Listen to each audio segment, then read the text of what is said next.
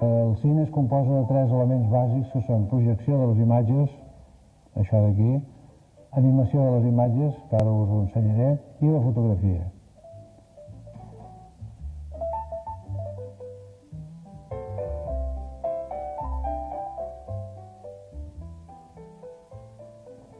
La fotografia podríem dir que comença amb les siluetes,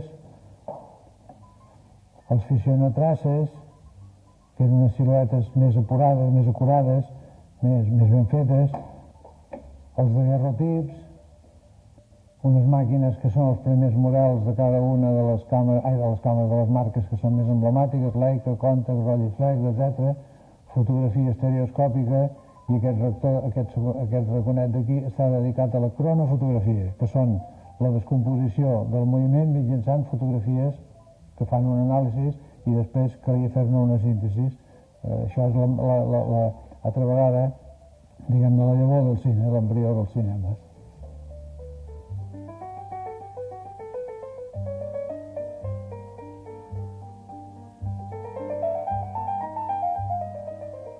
Aquí, com us deia, hi havia ja la construcció de l'imatge mitjançant dibuix animat.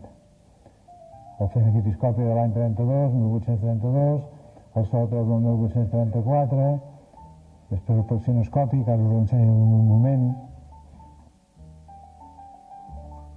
Veieu? Això del praxinoscopi, que va amb uns miralls, i aquí l'obturació es fa amb uns miralls. Llavors, esclar, al no haver-hi pròpiament obturació dita, el mirall va canviant de posició l'un de l'altre, no disminueix de lluminositat i es veu molt bé. Aquesta secció, com us deia, la de l'animació de les imatges, el disc de fenequitoscopi d'en Plató,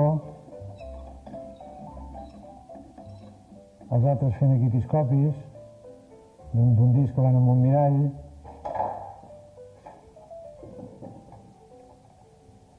els zootrops,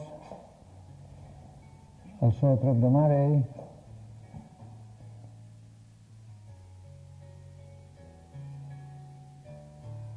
aquí per raons d'espai hi he ubicat el kinetoscopi d'Edison, que és potser una de les peces més importants de la col·lecció i representa una de les peces més importants en quant al que fa referència a la història del cinema. Això podríem dir-ne ben bé que és l'embrió, que és la llavor del cinema. Era el cine, l'únic que passa que només ho podia veure, més ben dit, un sol espectador.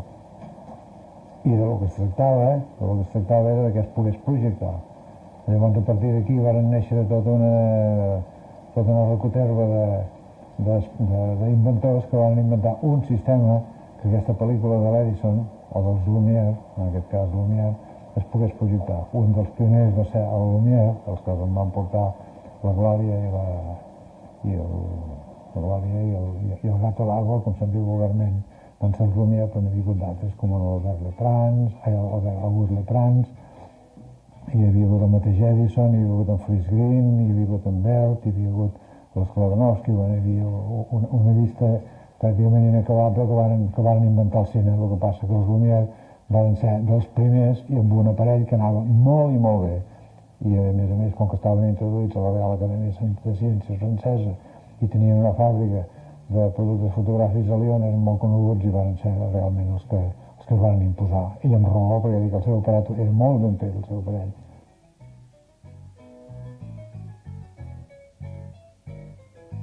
Aquí hi ha el quadre el pòster de l'anunci del cinematògraf. Aquest senyor d'aquí és el Lluís Lumière, que és el que va inventar el cine, una fotografia signada per ell. Aquí hi ha un gravat també signat per Lluís Lumière, i aquesta és la càmera que varen fer, la primera càmera que varen fer, comercialitzar, s'entendrà, van fer 2 prototipus, que estan a l'Arts et Métiers a París. Aquest és, com dic, la càmera Lumière, i diuen, i ara ja m'ho crec, que és segurament la més ben conservada que existeix, perquè no té patacs, està completa, no li han fet cap afegitó, no li han traficat absolutament per res, i aquesta càmera valia 1.650 francs, i feia les dues funcions, la de filmar, tal com està posat ara, i la de projectar, posant-li aquesta forquilla en lloc d'aquest caixetí, i posant-li aquest objectiu en comptes d'aquest, que aquest era la filmació, posant-hi el de projecció. Llavors una llum a darrere, una llinterna a darrere, obrir la tapadora i podien filmar, podien projectar.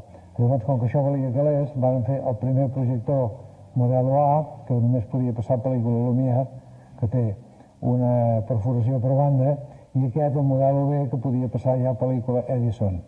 Aquest ja podia passar pel·lícula Edison. Després van fer el projector amb bobina de 300 metres, que va ser un afegitó també que li van fer. Aquí tinc un aparell en el qual deixa veure d'una manera evident el mecanisme de Lumière, i això és una quinora d'aquestes, veieu d'això.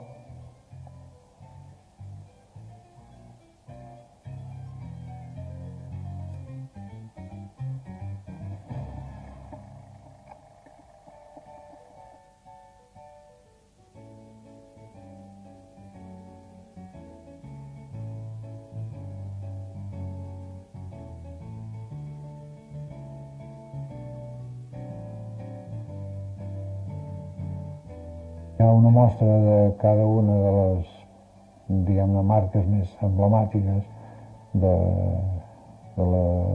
d'aquesta producció en quant al que fa referència al cinema amateur. Aquí tinc un armari dedicat a la Pallard. Hi ha les primeres càmeres i els primers projectors de la marca. Després passo a ensenyar-vos el Pate Babi, que és poder la marca més emblemàtica i la que va tenir més influència a dintre del desenvolupament del cinema professional o amateur per allà als anys 20 ja. Havien fet bastants intents però no havien arribat a quallar, però a partir del Pate Babi sí. Llavors aquí hi ha el prototipo, que és el que va servir per patentar la marca Pate Babi. La memòria escrita doncs, està a París i el prototipo, el que acompanyava aquesta memòria escrita, està aquí, per circumstàncies que ara no venen al cas, però que són degudes a la burocràcia lenta i que, doncs mira, vaig comprar. Aquí, en la col·lecció del Pate Babi, estan representats pràcticament tots els projectors i totes les càmeres de al mig, i aquí, doncs, com a nota destacada, també hi ha una càmera de les primeres, del primer model, que és de al mig, en maneta, i està muntada sobre una torreta autòctona, de manera que quan rodaves la maneta, la mateixa càmera anava descrivint una panoràmica degut a aquesta torreta que porta a sota.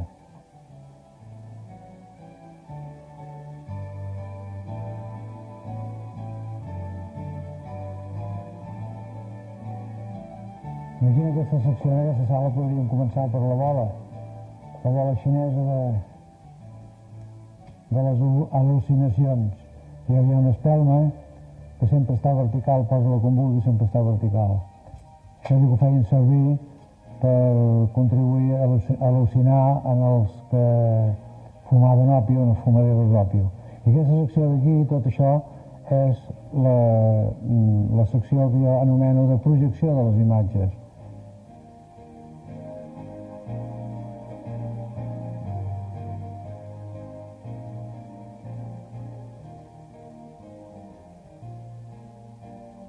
Això són càmeres i projectors que per una determinada condició els fa importants, i aquí estan doncs, les càmeres i allà al fons estan els projectors.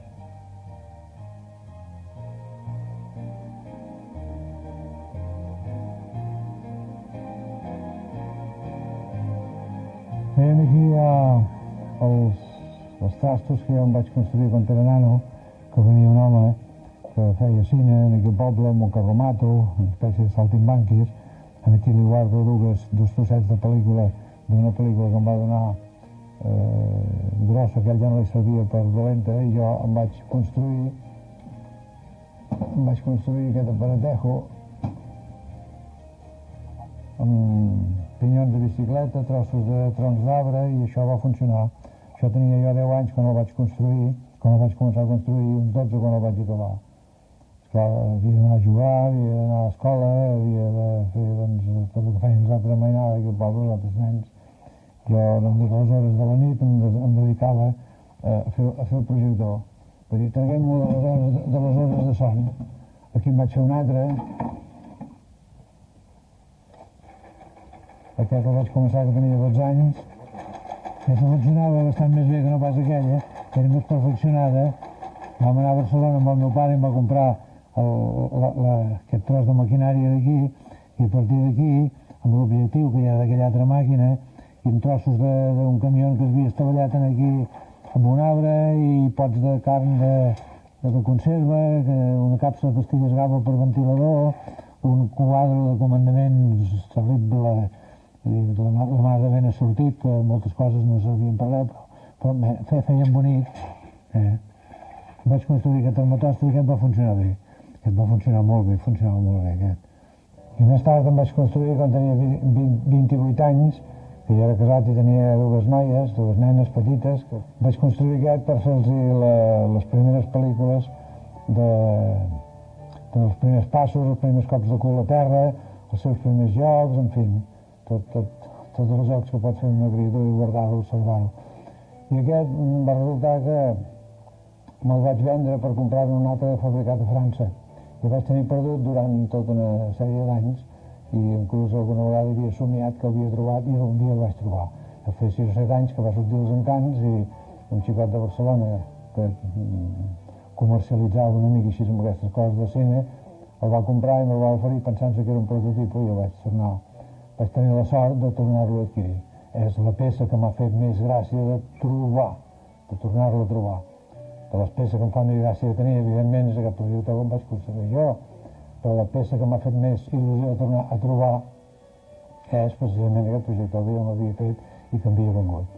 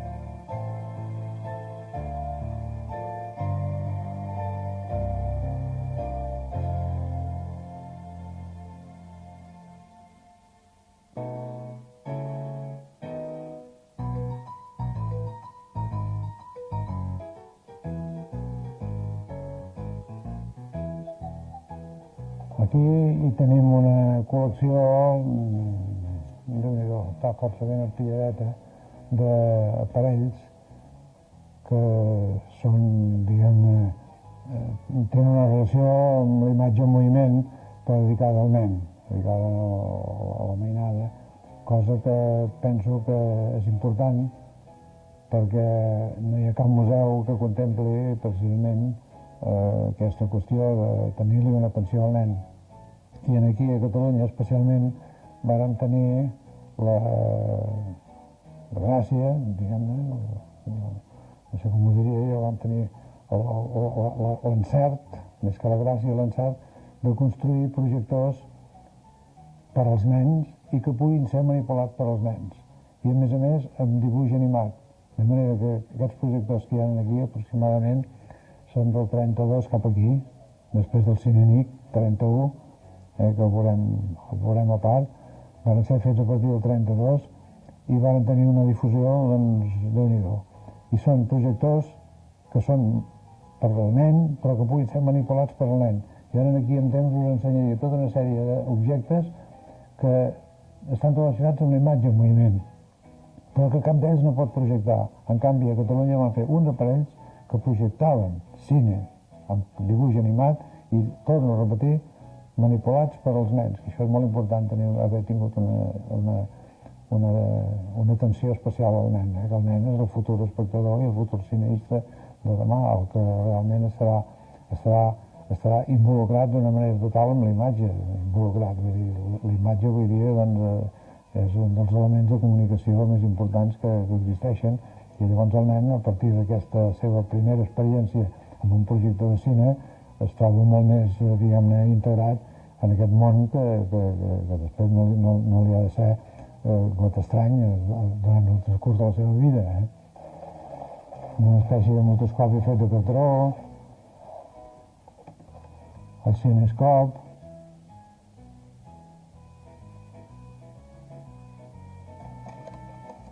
l'e-cinematogràf, és un sistema de motoscopi que porta una bola de pedra perquè li fa de contrapès. I aquí hi ha tota la col·lecció del Cinenic.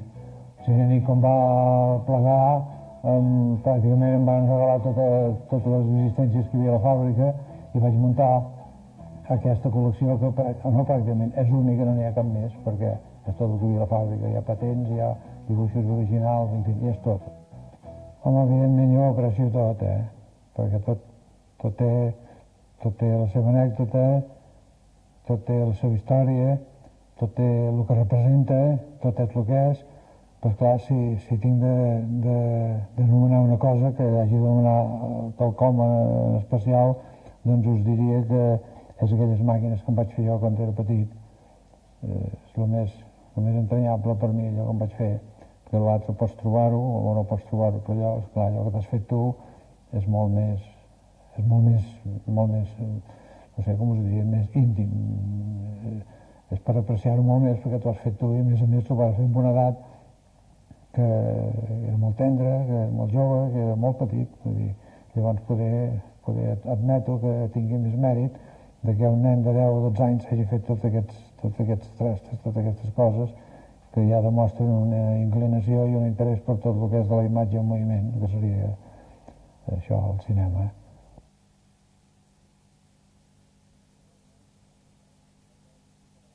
Home, això cal veure-ho, Cal veure com quedarà, però en principi sí, l'avantprojecte que jo he vist per mi està força bé. El que passa que, és clar, cal veure com es portarà a cap. Fins que no sigui fetes les coses no pots, fins que no li veus el cul no pots dir si és femella, m'entens? Vull dir, no. Però bueno, jo crec que sí, em penso que està en bones mans. Per part de l'Ajuntament de Girona hi ha molta sensibilitat i molt d'interès.